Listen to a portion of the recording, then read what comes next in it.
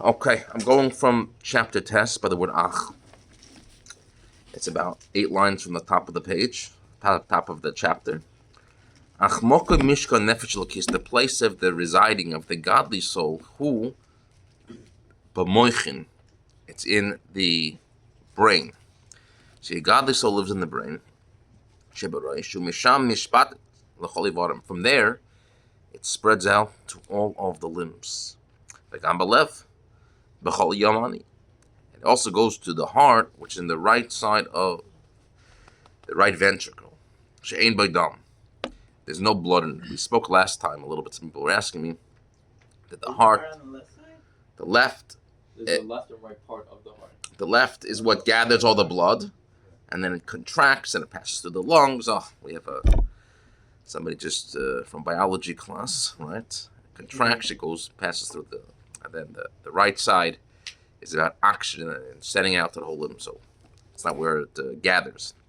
So too, everything in the physical has a spiritual origin. And what's the reason for this? So since the right side has no blood, right, and we said the blood represents a little bit of the coarseness, the nefesh bahamas, the animal soul. That's why the godly soul, he chooses to rest in the right part of the heart instead of the left part. Like it says, lev chacham the heart of the wise man is to the right. Avas Hashem. So what happens when this godly soul comes into the heart? You have a love of God. Kirish bisheleheves. This love is a love like a fiery, igniting flame.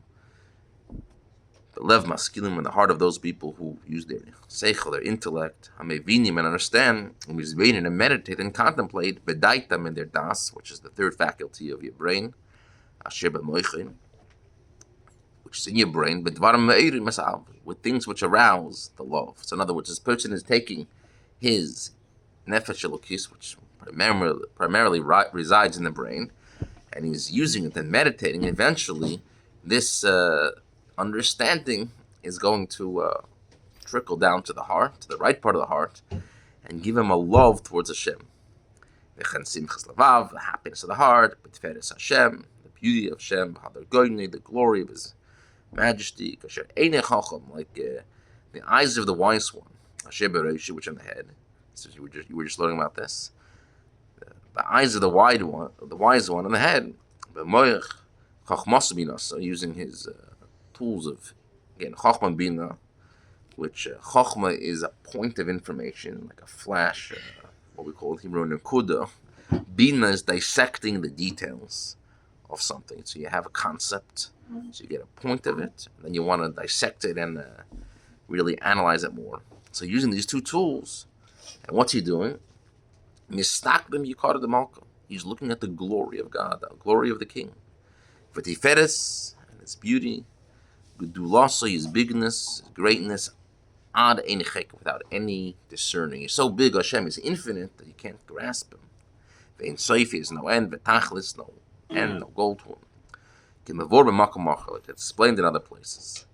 So too, the rest of the holy midas, they are from the Chabad Shebemeichen. What does that mean? The Chabad in the head. The rest of the midas, the attributes you have, are stimulated and they arouse. The brain gives birth to the feeling. When you want to love something, when you want to refrain from something you shouldn't have, when you understand how great it is, when you understand how damaging it is, that's going to stop you from either going towards it or it's going to make you go away from it. Or it's going to make you want to cleave to it if it's something good. If it's bad, you want to stay away. If it's good, you want to get it. So the emotions, what we're saying over here, are a result from a person's understanding, from a person's meditation. So here we're talking about the godly soul. When the godly soul understands and meditates how He's infinite and there's no discerning and he wants to see His glory, His majesty, that's going to eventually give birth to a feeling in the heart. Now, we're going to pause over here by the period, and God willing, tomorrow we'll continue.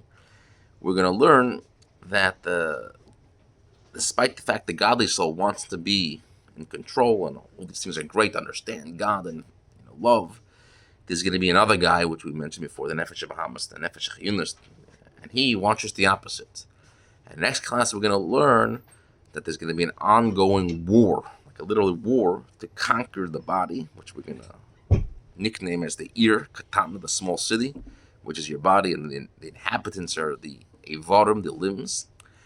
And by reading this, we're going to learn tools of how to be victorious and make sure that your thoughts and your emotions are directed or in tune with the will above, with Hashem, and contemplate on the right thing and meditate, and hopefully that love will lead you to doing the right things in your levushim, which are your thoughts, speech, and action. That if you have a love inside your heart, which is given birth from your understanding, eventually you're going to think, speak, and do the proper things to connect to Hashem down here in this world.